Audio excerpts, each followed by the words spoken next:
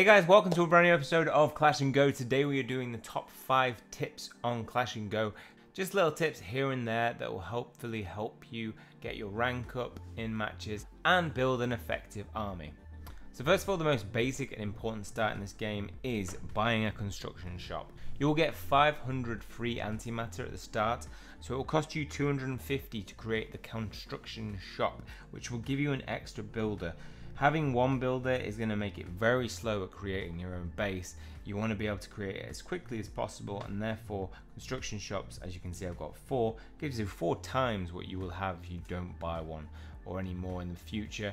You can earn antimatter through 3 ways, so obviously from your towers, so you can collect 25 free antimatter every day, and you can also get it if you rank highly in some of the clans. The second tip is based around your hero. So her hero is very unique in this compared to Clash and Go. He does not build up through upgrading.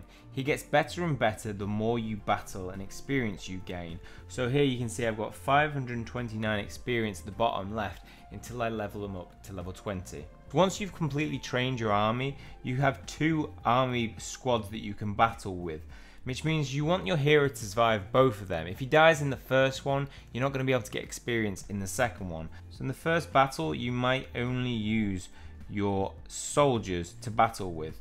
In that way, you're not going to be using your hero. Your safest bet to doing this is destroy all towers and then bring in your hero. As you can see there, I've saved him to the end and then I've put him out, which means I'm not going to lose him in this battle, and when the battle ends, I get 37 experience towards my hero, and then I can go straight into the next battle and my hero is still alive. So now I can go into this battle, my hero's all healed up, so I'll be able to get experience from completing this level as well.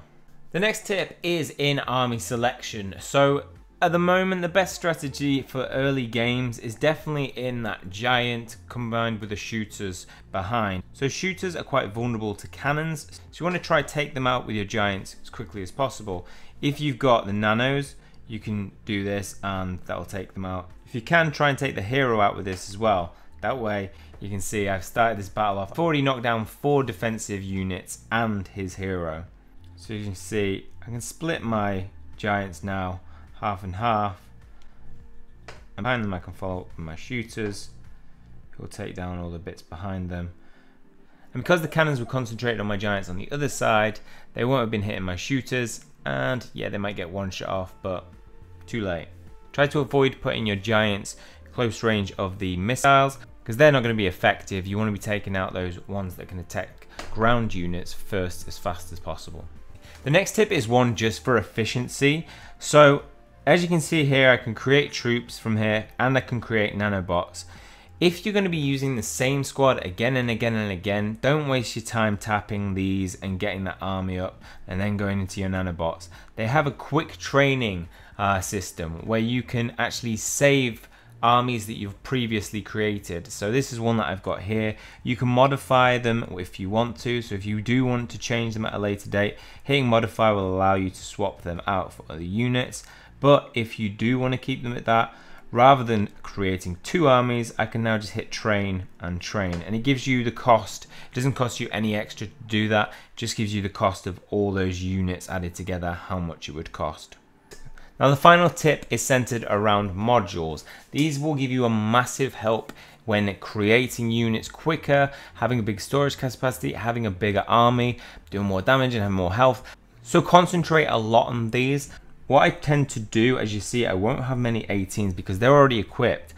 I will go on big AR hunts, so you can do this because it's not speed limited. If you're a passenger in a car or on a bus, you can actually still get the containers as you go along. So I actually collected a ton of these. I used to have available like 10,000 of these units via that method, and I'll go out collecting and then I'll break down, so I'll disassemble these and then I'll buy an 18% item.